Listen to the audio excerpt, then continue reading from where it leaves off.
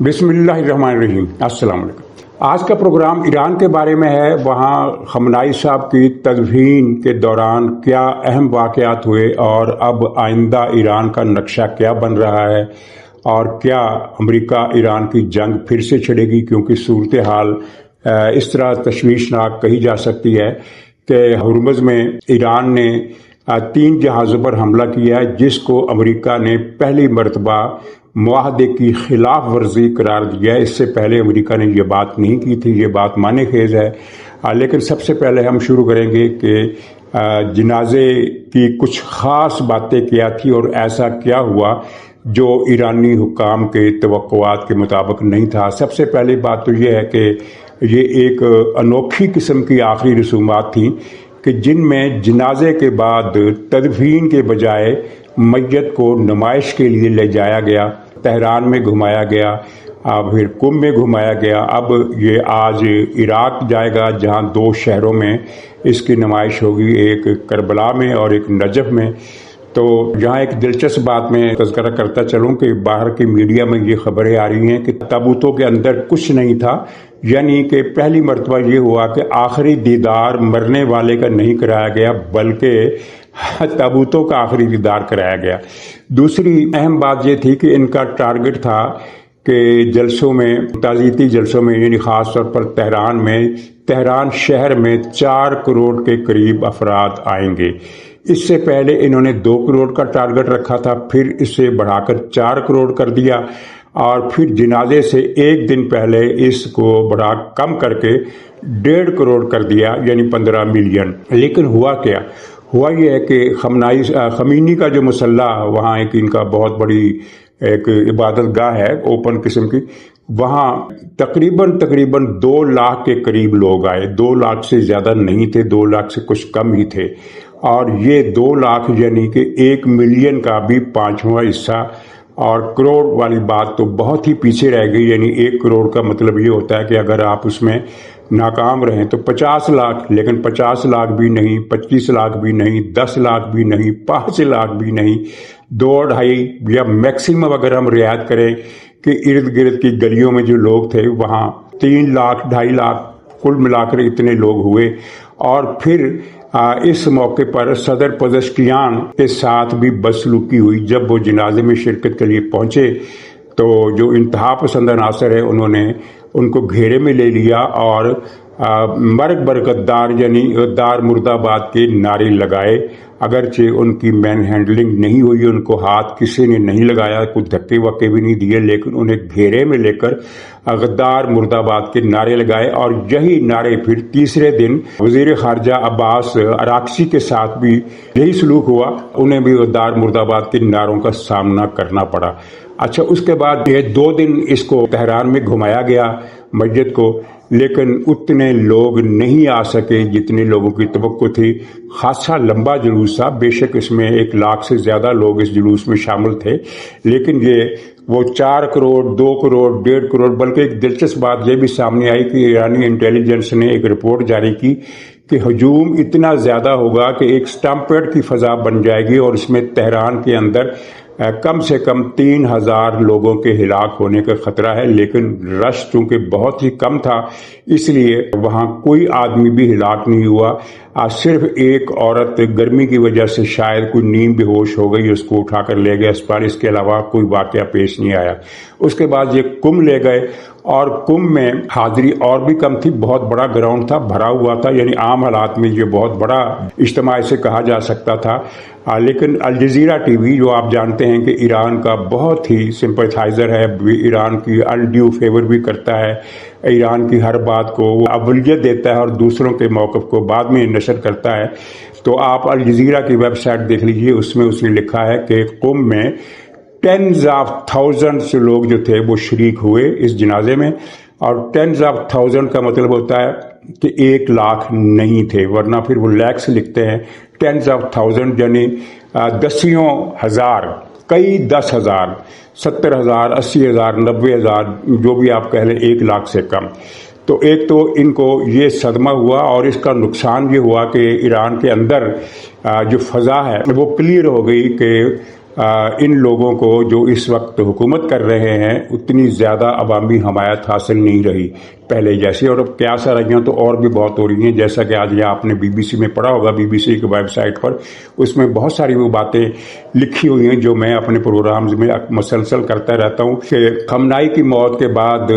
یہ جو انتہا پسند لوگ ہیں یعنی مولوی لوگ، ان کی طاقت، ان کا اثر و رسوخ، ان کا کنٹرول، بی بی سی نے لکھا ہے کہ ہر چیز پر کم ہوا ہے، خارجہ پالیسی میں کم ہوا ہے، حکومت کے معاملات میں کم ہوا ہے، دوسرے امور میں کم ہوا ہے۔ ہاں یہ ہے کہ بی بی سی نے ساتھ یہ بھی لکھا کہ پاسداران انقلاب کی فوجی قوت بدستور قائم ہے۔ ظاہر ہے وہ کئی لاکھ کی فوج ہے اور وہ تو تب تک رہے گی طاقت جب تک پاسداران انقلاب کے ڈھانچے کو نہیں چھیڑا جاتا، اور اب یہ خبریں آ رہی ہیں کہ اس ڈھانچے کو چھیڑا جائے گا۔ یہ خبریں چل رہی ہیں کہ اس کی تنظیمیں نو ہوگی، اس کے عہدیدار بدلے جائیں گے، اس کی ڈویژنوں کی فارمیشن بھی تبدیل ہوگی، یہ ساری چیزیں ہوں گی، لیکن کیا یہ ہو سکیں گی اور اگر یہ کی جائیں گی تو کیا مزاحمت ہوگی، یہ اب سب دیکھنے کی باتیں ہیں۔ ابھی تک تو صرف ایرانی حکومت کا ایک پلان سامنے آیا، اور میں نے جیسا کہ آپ کے سامنے کئی مرتبہ عرض کیا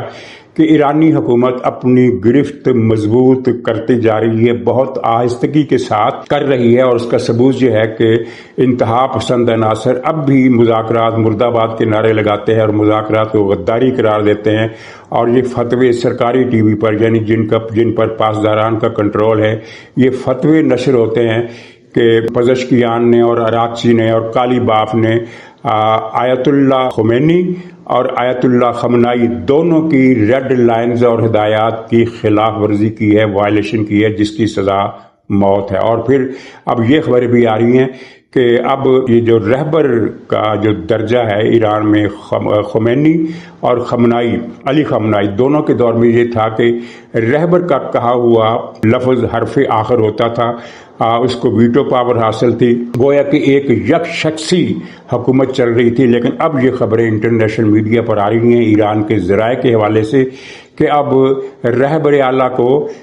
کسی حد تک علامتی شکل دے دی جائے گی، فیصلے نیشنل سیکورٹی کونسل کرے گی۔ یہ خبریں آ رہی ہیں، وہ کر پاتی ہے یہ نہیں کر پاتی، لیکن یہ خبریں آ رہی ہیں کہ فیصلے اب سیکورٹی کونسل کیا کرے گی، اور سیکورٹی کونسل کے بارے میں مولوی لوگوں کا یہ فتویٰ بھی آ چکا ہے کہ سیکورٹی کونسل نے غداری کی ہے اور خامنائی اور خمینی کی ریڈ لائنز کی اور ان کی ہدایات کی اور ولایت فقہ کی جو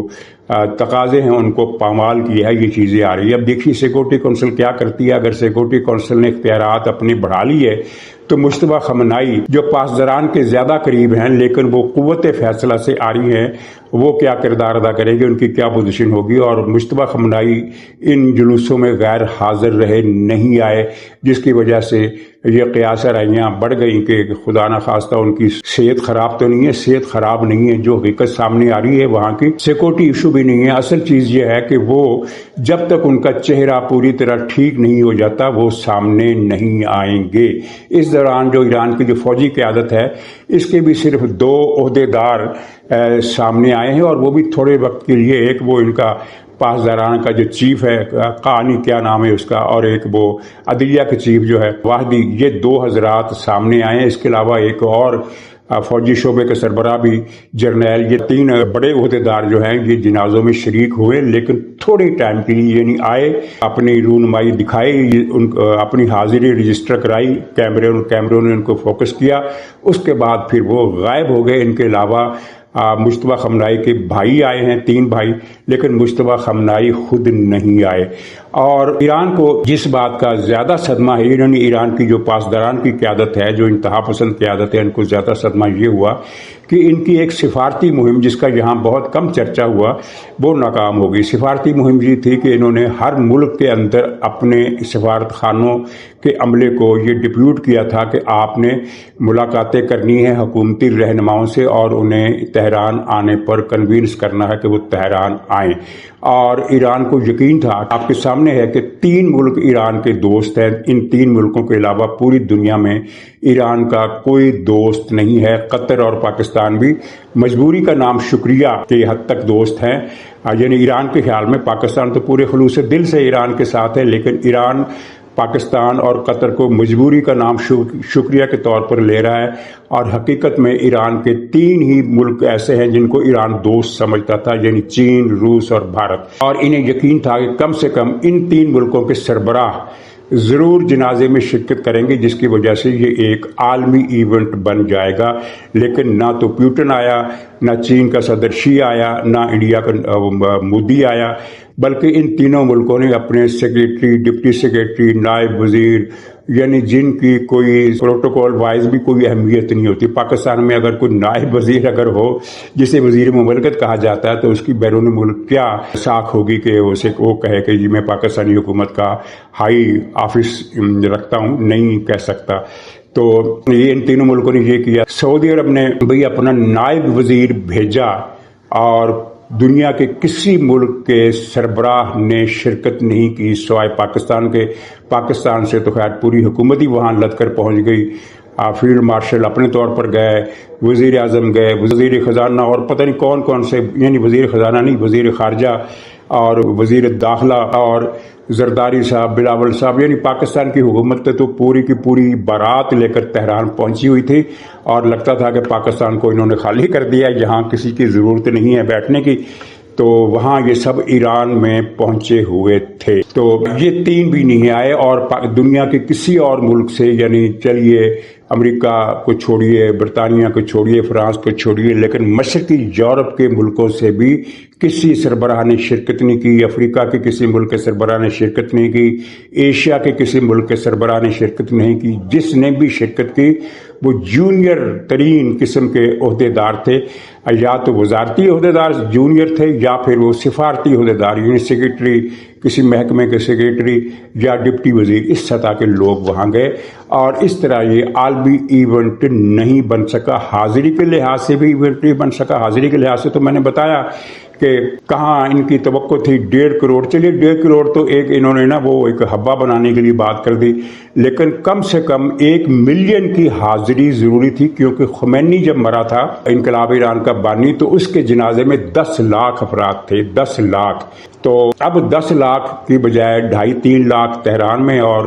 1 لاکھ کے لگ بھگ یا 1 لاکھ سے کچھ کم۔ ویسے میں نے ایک نیوز ایجنسی اور بھی دیکھی ہے، اس نے لکھا ہے کہ 1 لاکھ سے زیادہ لوگ قوم میں شریک تھے، لیکن الجزیرہ کی رپورٹ بتاتی ہے کہ 1 لاکھ سے کم تھے۔ اب کل یہ کربلا اور نجف جائیں گے، وہاں میرا خیال ہے کہ وہاں حاضری تہران اور قم سے زیادہ ہوگی،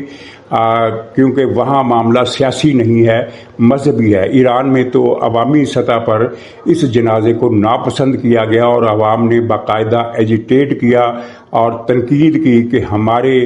ٹیکسوں کی کمائی سے ہمارے گھر میں روٹی نہیں ہے، اور یہ اتنے شاہانہ جشن کر رہے ہیں یہ مولوی لوگ۔ تو عراق میں چونکہ یہ مسئلہ نہیں ہے، وہاں مسئلہ ایک مذہبی رہنما کے طور پر خمینی کا وہ تابوت جائے گا، چاہے خالی ہے چاہے اس کے اندر کچھ ہے یا نہیں ہے۔ تو وہاں میرا خیال ہے کہ شرکاء کی تعداد تہران اور قم سے زیادہ ہوگی، لیکن ایران کے اندر یہ ہو گئے فلاح۔ اچھا اب آگے بڑھیے۔ ایک تو یہ ہے کہ جیسے کہ میں نے دو باتیں بتائی، یہ دونوں باتیں ہونی ہیں، 10% ہوں، 20% ہوں یا اس سے زیادہ ہوں، لیکن یہ ہونی ہے۔ ایک تو یہ ہے کہ سیکورٹی کونسل اپنے اختیارات بڑھائے گی، اور دوسرا یہ کہ مجتبیٰ خامنہئی یعنی رہبر اعلیٰ کے اختیارات میں کمی کرے گی، جس کے بعد ایران کے اندر اگر آمریت کا یہ سسٹم نہیں ٹوٹتا تب بھی ون مین شو کی حیثیت نہیں رہے گی، اور اجتماعیت کا زور زیادہ ہوگا۔ اچھا اب آخر میں چلتے ہیں ہرمز کے ایشو پر۔ ایران نے یہ حملے کیے 3 جہازوں پر، جن میں ایک قطر کا تھا، ایک کسی اور ملک کا تھا، لیکن اس پر سعودی عرب کا جھنڈا لگا تھا۔ تو حملوں کی وجہ یہ ہے کہ 2 دن پہلے آپ نے یہ خبر پڑھی ہوگی کہ ہرمز کے جو عمان والا جو کاریڈور ہے، جو عمان نے کھولا ہے اور جسے امریکہ کی حمایت حاصل ہے، اس میں اسے استعمال کرنے والے جہازوں کی تعداد بڑھ رہی ہے، اور اب مزید کچھ بتانے کی ضرورت نہیں کہ ایران کے لیے یہ صورتحال قابل قبول نہیں ہے، وہ کیونکہ وہ تو ہرمز پر کنٹرول چاہتا ہے، لیکن اب وہ ایران ایسے مقام پر پہنچ چکا ہے جہاں وہ حقیقت کو نہیں سمجھ پا رہا، اور ایسے فیصلے کر رہے ہیں جو ایران کو مزید نقصان پہنچانے کا باعث بنیں گے۔ چنانچہ اس نے 3 جہازوں پر حملہ کر دیا۔ اب میں آپ کو ایک بات بتاؤں کہ امریکہ جنگ کرتا ہے یا نہیں کرتا ہے، جنگ سے پیچھے ہٹتا ہے یا مذاکرات ہی کا سلسلہ جاری رکھتا ہے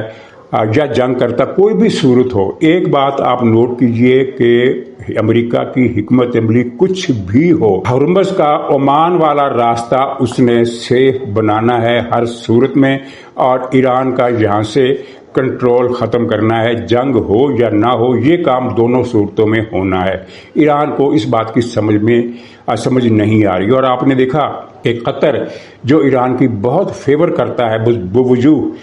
اب قطر نے بھی کہا ہے کہ ایران نے جو قطر کے جہاز پر حملہ کیا ہے یہ ناقابل قبول ہے، اس کو ہم برداشت نہیں کریں گے۔ قطر ہے کیا کر سکتا ہے، ایران کا کچھ زیادہ بگاڑ نہیں سکتا، لیکن قطر کو یہ پتہ چل گیا کہ ہم نے جو ایران کو اتنی فیور دی اس کا صلہ ہم نے یہ دیا ہے، تو یہ صورتحال مزید بگڑے گی۔ اب امریکہ نے جوابی کارروائی ایران کے خلاف کی ہے، اور ظاہر ہے یہ کارروائی ایک محدود نوعیت کی ہے، اس کے ڈرون طیارے گرائے ہیں، ان کے کچھ مقامات پر حملے بھی کیے ہیں، لیکن یہ سلسلہ اب بگڑنے کی طرف دوبارہ چل پڑا ہے۔ آخر میں یہ عرض کروں کہ ایران نے وہ سعودی عرب والا محاذ پھر کھول لیا ہے، اور یمن میں، جنوبی یمن میں جہاں سعودی حمایت یافتہ حکومت قائم ہے، اس نے شمالی یمن کے کچھ حصے جنگ میں واپس لے لیے تھے، ان میں الحدیدہ کے بھی کچھ علاقے شامل تھے۔ الحدیدہ شمالی یمن کی ایک گورنری ہے، اور پرسوں ترسوں ایران کی حمایت یافتہ حوثی فوج نے یمنی فوجوں پر حملہ کر دیا، ان میں کوئی 15-16 فوجی ان کے مارے گئے۔ تو اس کے جواب میں پھر جو سعودی عرب کی اتحادی حکومت نے کارروائی کی وہ بہت خوفناک تھی۔ 50 سے زیادہ فوجی انہوں نے مارے، کچھ 100 کے قریب زخمی کیے، اور حوثیوں سے کچھ رقبہ، کچھ کلومیٹر کا، بہت زیادہ نہیں لیکن کچھ کلومیٹر کا رقبہ چھین لیا، اور بمباری سے ان کے کئی ڈپو وغیرہ بھی اڑا دیے۔ تو اب یہ سمجھ میں نہیں آ رہا کہ سعودی عرب جو ایران سے